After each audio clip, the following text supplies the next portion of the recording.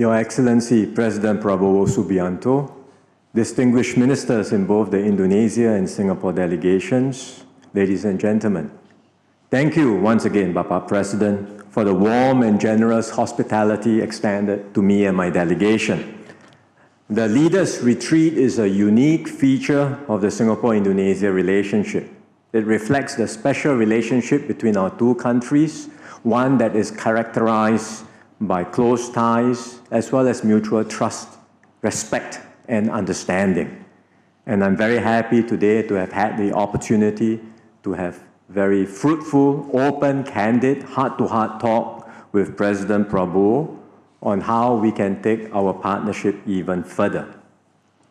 As I shared earlier over lunch, Singapore has every confidence in Indonesia's future. We want Indonesia to succeed because our futures are closely linked. And our confidence in Indonesia is reflected in our actions. That's why Singapore has been investing consistently in Indonesia over many years, and we will continue to do so. These investments are more than just capital flows. They create businesses, downstream industries, digital infrastructure, opportunities, and good jobs for Indonesians. And our companies continue to see many opportunities here. And that is evident also from our flagship collaborations. For example, investor interest in the Batam, Bintan, and Karimun region remains strong. The BBK is rapidly transforming into a vibrant digital hub and attracting leading companies to invest there. Both sides are also exploring new opportunities in advanced technologies and the digital economy. The Kendal Industrial Park celebrates its 10th anniversary this year, and that's also another success story. It has reached full capacity and will now expand by another 1,000 hectares. This expansion will catalyze more investments, create more jobs, and support Indonesia's continued development and growth. With more trade and investment links, we are also committed to strengthening our supply chain resilience so that our two countries can better support one another as we navigate any external shocks. And even as we advance our existing projects, we both agreed, Bapak President and I, that we must continue looking ahead. By working together, we can create many more opportunities for our peoples, strengthen our resilience, and make our two countries, as well as our region in ASEAN, more competitive. And you can see that commitment to additional cooperation from the many agreements and MOUs that we signed today. Let me just highlight briefly 3 areas where we are doing more together. First, in the energy sector.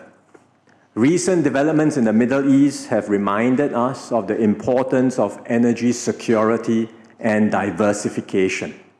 Indonesia has tremendous potential in renewable energy, and Singapore would like to partner Indonesia in unlocking this potential. That's why we are jointly constructing one of Indonesia's largest solar projects in Morowali in central Sulawesi. This will unlock a clean supply of electricity to power industries there.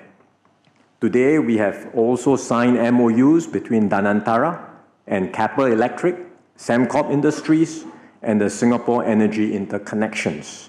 And this will provide a clear roadmap for negotiations and discussions between the parties, paving the way for our cross-border electricity project. We believe such a project is a win-win for both countries, and it will also be an important building block for a wider ASEAN power grid that will strengthen energy security across our region. Second, President Prabowo and I agreed to continue deepening people-to-people ties, which are the bedrock of our bilateral relationship. President Prabowo's Garuda Schools program has taken off. We want to promote more exchanges with the Garuda schools so that our youths can learn from one another. In fact, our universities welcome students from SMA Taruna Nusantara in Central Java in April this year, and they plan to make a reciprocal visit next month. Such programs build friendships and understanding between our people. And with more people-to-people exchanges, we also look forward to better connectivity. Our carriers have just launched direct flights between Singapore and Pontianak in West Kalimantan last week. We hope to see more flight connections to different parts of Indonesia that will enable tourists to experience the beauty of Indonesia, support business travel, and facilitate more interactions between our people.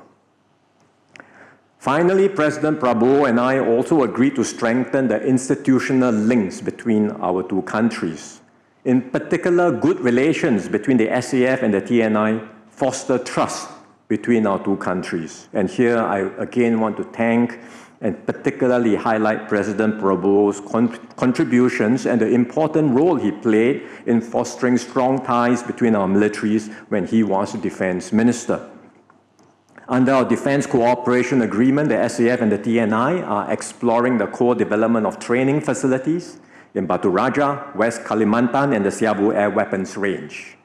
These initiatives will provide even more mutually beneficial opportunities for us to train together and deepen our long-standing defense relations.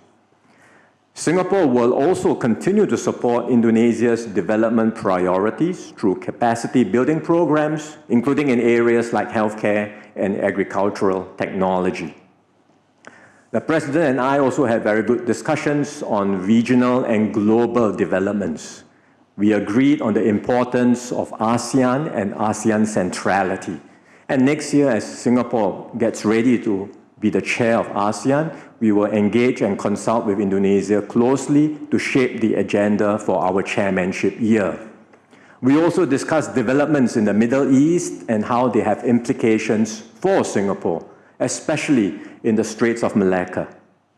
As littoral states bordering the Straits of Malacca and Singapore, both Singapore and Indonesia are strategically aligned. We both share interest in upholding navigational rights and freedoms and keeping sea lines of communications open to all, including the unimpeded right of transit passage of vessels in accordance with UNCLOS, which is also customary international law. So both President Prabowo and I agreed that we will do our part together with the other littoral states to ensure that the Straits of Malacca and the Straits of Singapore remain safe, open, and accessible to all. As you can see from our discussions, Singapore and Indonesia are trusted partners with a shared stake in one another's success. Our partnership is deep, it's forward-looking, and full of potential. And together we can create more opportunities than either of us could achieve alone. So once again, Bapak President, I thank you for your friendship, I thank you for your partnership and your support for stronger Indonesia-Singapore relations. As we look forward to celebrating 60 years of diplomatic ties next year, we also want to prepare ourselves to work closely with you and your team to mark this milestone and to take Singapore-Indonesia ties to even greater heights. Once again, thank you, terima kasih, Bapak Presiden. Jelajahi cara baru mendapatkan informasi. Download MetroTV Extend sekarang.